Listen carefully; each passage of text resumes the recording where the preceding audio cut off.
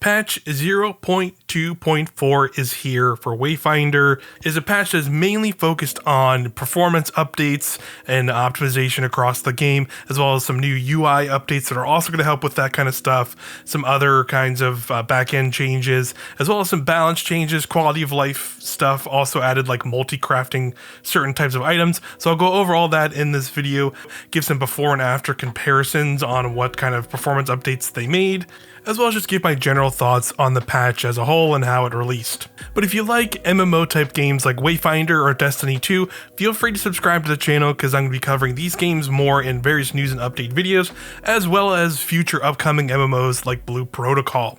But for now, let's get into the Wayfinder patch that released. This is, again, patch 0.24. It received some major UI updates, which I'll show here in the video.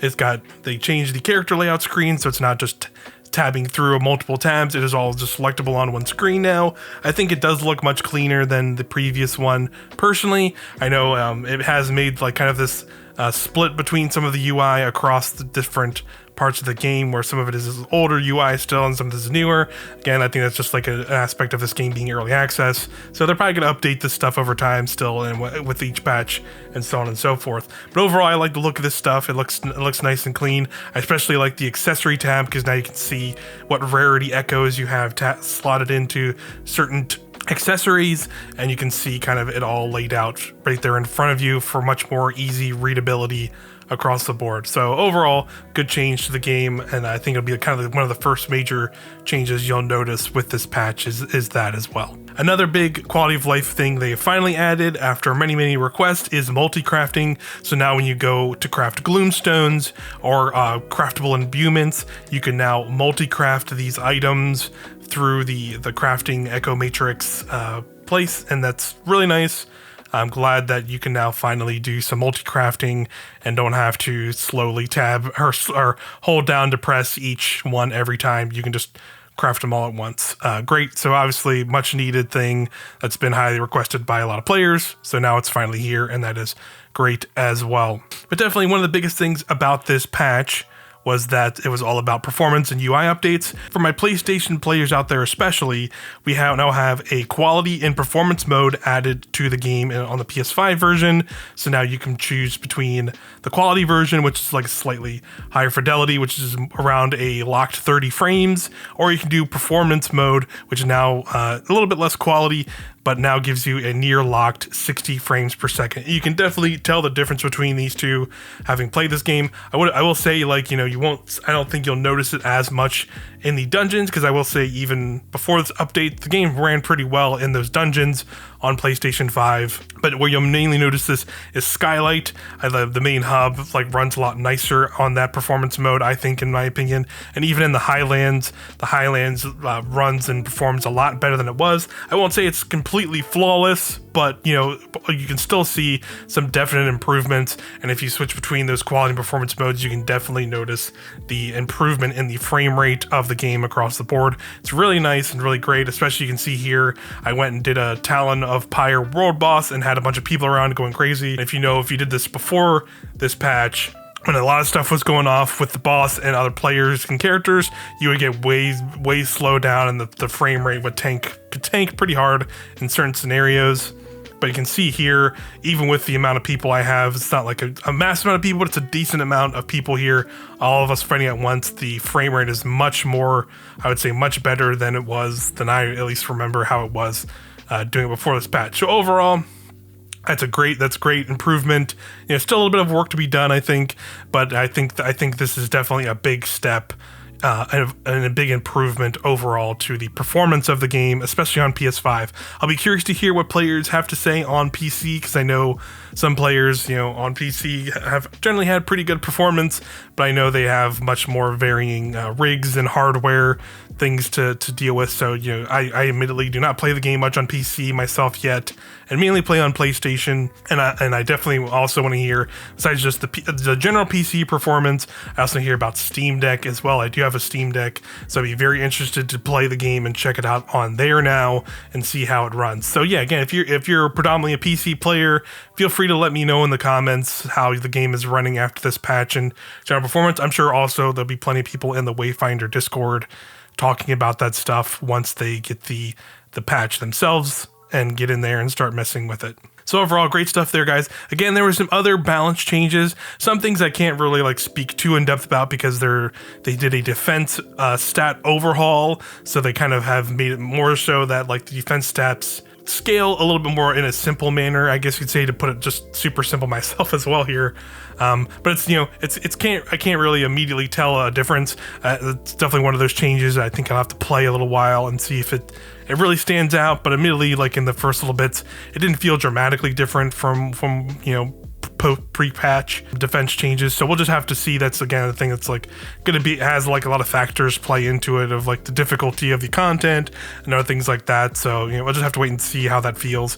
Some other weapons were also buffed, like Hellswarm and Bloodsong are two big ones that I've really liked already, and now they are potentially going to be even better. I'll have to wait and see. I've not messed around with Hellswarm just yet, and Bloodsong I think will be really strong now that it scales better off of weapon and ability power. So now I think that healing that it's going to be able to do will be a little bit more potent. So definitely gonna have to mess around with that a little bit and see how that feels.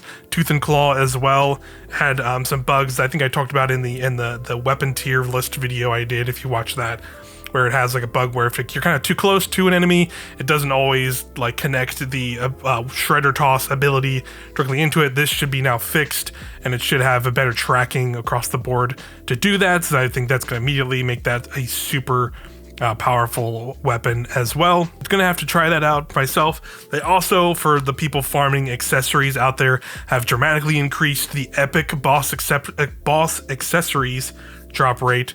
Originally it was 8.5%, now it is 40%, and they also reduced the drop rate of rare accessories to kind of also account for that. So that means you'll potentially be seeing a lot more epic level accessories dropping from boss hunts in general. So that's pretty cool. So people out there who are already trying to farm that stuff and we're having a hard time getting those for accessories for builds and things for characters and stuff, now to be a little bit better for you out there, hopefully, with this change. There you have it, guys. That's kind of the large updates overall for the game, for this patch. Generally, I think this is a pretty good patch. It's, you know, again, didn't add a bunch of new content to do, and I know there's definitely people a little starved for content in the game right now. I'll definitely admit I would love some new stuff to do, but you know, if you look at the roadmap they gave us, this pretty much axes out all the first main stuff, and pretty much everything else on the roadmap was new content, like the mythic boss hunts, the new systems that are coming, like archetypes and armory, and of course Grendel and stuff like that. So, you know, we only have that stuff left now to come through now, and hopefully by the end of March. So it should be some new content to dig into pretty soon here. I just hope that, you know, and you know, another thing that came out with this patch was there was a lot of unfortunate issues that arose with this patch being kind of delayed, because they actually dropped it a few days ago and it released, and unfortunate errors happened where I guess people's data, some of the data was lost for players, so they lost items, so they had to basically roll it back and then re-release this patch, and now we're getting it again on the day I'm releasing this video. So you know, this has been an unfortunate little bit of a consistency with a couple patches in Wayfinder. So I know, you know, there's definitely game challenges. I'm by no means a game developer, so I can't sit here and say I know everything going on and the challenges they face every day with this kind of stuff, and you know, also the other things that happen, like Digital Extremes backing out and some other stuff. So I know that like, you know, it's tricky for them in general to do this stuff, but I hope they can kind of, you know, maybe get into a better pipeline with these patches, so we don't keep having this scenario where the patch releases and has something really bad going on. They immediately have to pull all this stuff. And then, you know, PlayStation players also got kind of left out to dry this time around, because they had to take the game down completely, and it was unplayable for like 3 or 4 days on the PlayStation side. So it's an unfortunate scenario, and I know they're trying their best when it comes to this stuff.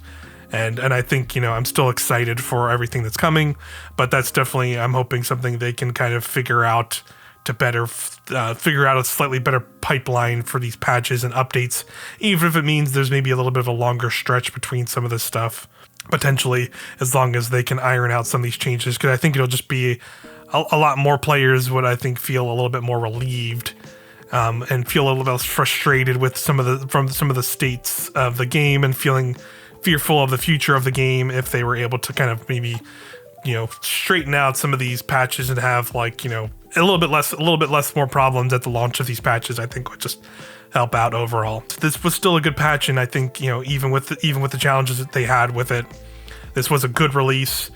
Every patch that they've had, even when the ones that have had problems, once they're in the game, they've been a good update to the game and something the game has needed. And it's always been a mix of really cool new stuff and also great player use of incorporating player feedback already. So I really appreciate that stuff that they've been able to do so far. We'll just have to wait and see if they can kind of improve that pipeline, and we'll have to hear about what's next. We don't know. We can have a general idea. Like, I'm guessing the next thing in the roadmap was mythic hunts and some new accessories and new I think mythic echoes as well. So everything related to mythic hunts and some of the end game progression stuff, I think, is next on the list. So that'll be very interesting to see if that still is going to be pretty soon here, or if that's been like moved around a little bit, or if that's just going to end up coming with Grendel now, and that'll all be like one big drop later. We'll just have to wait and see. So, that's where we're at with that. But to end on a little bit more of a fun note, out of the madness that was this patch initially releasing, there were, I guess you could call them, leaks of future cosmetic items coming to the game. They were technically in the game, but I think there was just like a temp placements from some of the like build branch or dev branch things that they do when they're developing the game. So I don't think so. Again, people got screenshots of these before the patch was initially taken down to be fixed. So we have some look at these. Again, I think there are like actual data mined leaks out there for Wayfinder. I am not going to cover them on this channel. I don't plan to cover anything like that on this channel for pretty much any of these games, frankly. That I'll cover, even just not Wayfinder. But considering this was in the game and the screenshots were pretty much thrown across the Discord immediately as the release of this patch happened, I thought it'd be fun to at least take a look at some of this stuff that's upcoming. Namely, it's a lot of cosmetic items that are coming, like new skins for characters, housing items, a couple new pets and things were in there as well. They all look really cool. I like the little like different variants of the birds that are there. I'm definitely going to pick those up. I really like the Samurai Windgrave skin that was kind of teased in an earlier trailer. It looks super rad. I really dig that skin. I also really like that Nis skin as well. Bunch of cool stuff. Really cool art design as always with Wayfinder. Our team there are pros and make some incredible looking stuff, in my opinion at least. So that's really awesome. So there you have it, guys. Patch 0.2.4, a little rocky, some challenges, but overall still a good update that the game needs, and it's running and playing a lot better, and that's always a good thing in the long run for these games. But for now, that's going to do it for the video. Thanks everybody for watching and sticking with me through these videos. We'll be back more with a Helm to Tower podcast talking about Destiny 2 stuff too. I might be doing some Helldivers 2 impressions video or something like that. Let me know if you're interested in that somehow watching this. I've been playing and having a lot of fun and was thinking about just throwing together some kind of video talking about it briefly, at least here on the channel, because it'd be fun, because why not? And while we're waiting for other updates for Wayfinder here, of course, I'll be covering those as well when they happen. So thanks everybody as always, and I'll see you in the next video. Have a good one.